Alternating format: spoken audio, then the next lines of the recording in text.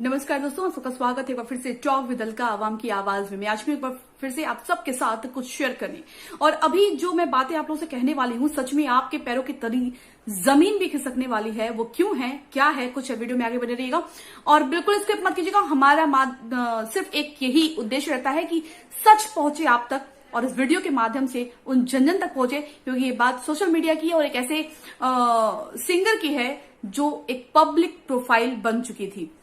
ममता मौत का जो राज था खुल रहा है, धीरे धीरे खुलता जा रहा है और अब अचानक से ऐसा ट्विस्ट आ गया है जो आपको सच में आपके रोंगटे खड़ा करने वाला है। ज्यादा ये वीडियो मैं लंबी नहीं करूंगी क्योंकि कुछ और भी बातें हैं जो मुझे शेयर करनी है आप लोगों से, लेकिन आज सच में कहते हैं ना कि बिल्कुल मैं खुद हिल चुकी हूं कि जिस बात को एक मां नकार रही थी, एक मां रोज नई नई कहानियां बना रही थी और हम उस मां को ये बोल रहे थे कि अपनी बेटी को इंसाफ दिलाओ, बेटी के साथ हुआ क्या था, इंसाफ दिलाओ इंसाफ दिलाओ। तो देखिए छोटा सा क्लिप। ये संगीन अपराध में नजर आ रहा है कि इनकी मृत्यु घर आए थे। हाँ, पुलिस वाले आए थे, तभी से इन्हें पता चला कि उनकी मृत्यु नहीं बल्कि हत्या की साजिश से कुछ किया गया है प्लान के तहत। और दूसरी बात मैं बता दूं, उसको मार करके फांसी की वीडियो बनाई हो, ठीक है, और उसको दिखाना चाहता हूं। तो देखा किस तरीके से जब मैंने पुलिस कंप्लेंट किया और पुलिस दरवाजे पे पहुंची, उसके बाद माताजी को पता चलता है कि मेरी बेटी के साथ ऐसा कुछ किया गया है और उसको बांध के टांग दिया गया है। उसके पहले माताजी के बयान थे कि मेरी बेटी चौकी से गिर के मरी है।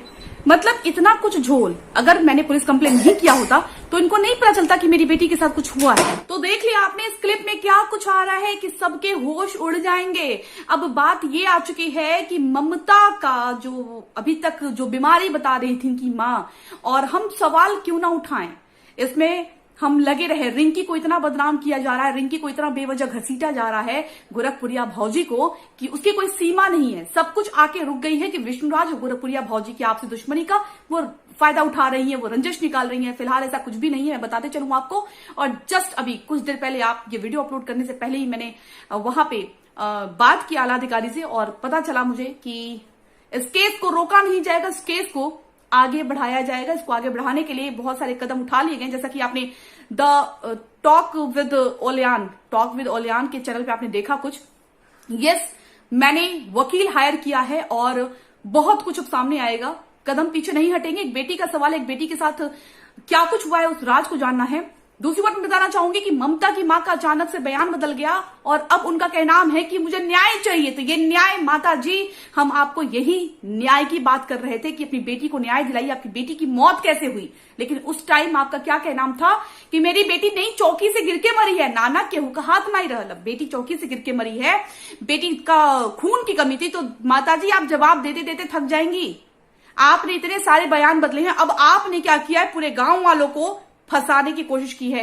अब पूरे गांव वाले जिम्मेदार हैं कि आपके न रहने पे गांव वाले कुछ जो भीड़ लगाए थे उन्होंने बेटी को मारा और बेटी को मार के टांग दिया।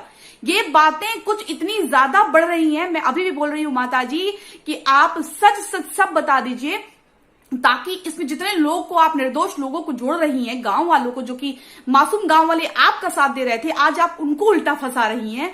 आप अपने ग्राम प्रधान के ऊपर उंगली उठा रही हैं, पूरे गांव वाले जो आपकी मदद किए थे उस टाइम आप उनके ऊपर उंगली उठा रही हैं। तो यही मैं जानना चाहती हूं कि आखिर क्यों जो लोग आपकी मदद किए थे, जो लोग आपके साथ खड़े थे, आप उनके साथ ऐसा क्यों कर रही हैं। जब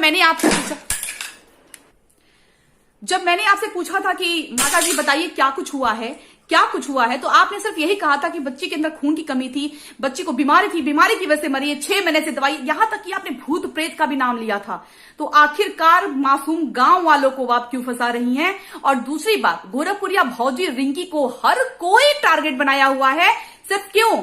क्योंकि आज अगर रिंकी की आवाज दब जाती तो शायद ममता की मरी हुई आवाज कभी ऊपर नहीं उठती।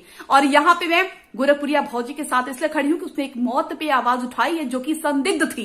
इसी को हम लोग डे 1 से लड़ रहे थे कि वो संदिग्ध मौत है, जुबान बाहर निकली। और आज इन मां को कैसे पता चला है कि मेरी बच्ची को जो लोग इनके दरवाजे पे इकट्ठा थे उन्होंने मार के टांग दिया है। इसके लिए इन्होंने न्याय की गुहार लगाई है।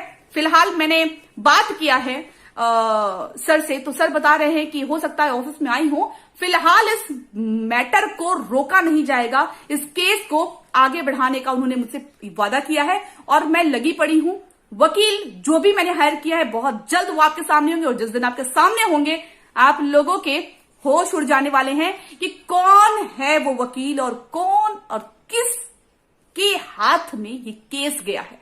फिलहाल के लिए मां का बयान देखने के बाद तो मैं पूरी तरीके से चौंक गई हूं, और वो जो वकील साहब बता रहे थे कि अब न्याय चाहिए, इसी न्याय की बात पे हम लड़ाई कर रहे थे कि एक बच्ची के साथ क्या कुछ हुआ है वो सामने आना चाहिए। आकांक्षा दुबे के साथ केस हुआ, आकांक्षा दुबे ने फांसी लगाई होटल के कमरे में, हम सब के लिए एक सबक बनता जा रहा है। और आज इस मैटर में जो जो हम लोग के टांग पीछे खींचने की कोशिश कर रहा था उन सब के मुंह पे तमाचा है। कल को जो जो सपोर्ट कर रहा था कि वो बीमारी से मरी है, आप लोगों के ही नाम उनकी मां डलवा देंगी, ये मैं कहती हूं। क्योंकि जिस तरीके से वो गांव वालों के ऊपर उंगली उठा रहे हैं, क्या कुछ सही है क्या नहीं सही है ये सब हम कुछ नहीं जानते हैं।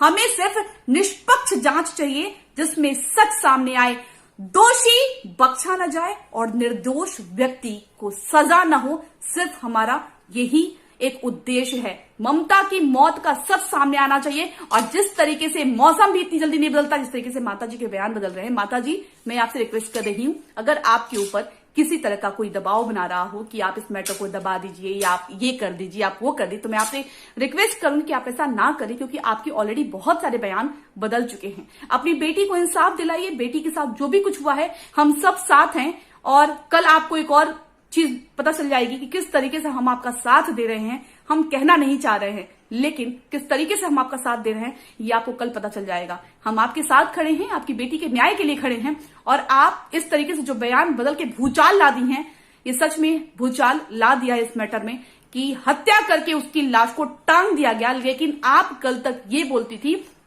कि जो जीप निकला है वो जीप जमीन पे गिरने से निकला है। आज माता के बयान सुनकर के हम सबके होश उड़ चुके हैं। फिलहाल के लिए ये केस बहुत बड़ा बनता जा रहा है, और इस केस को हमने इसीलिए हैंडओवर कर दिया एक ऐसे वकील को जिसके मैं अभी इनका खुलासा नहीं करूंगी कौन है क्या है और वो कौन शख्सियत है जिनके हाथ में मैंने केस दिया है। फिलहाल बहुत जल्द आपको पता चल जाएगा, और मिलते ही हूं आपके साथ फिर से सच की एक नई किरण के साथ। तब तक के लिए नमस्कार, जय हिंद, जय भारत।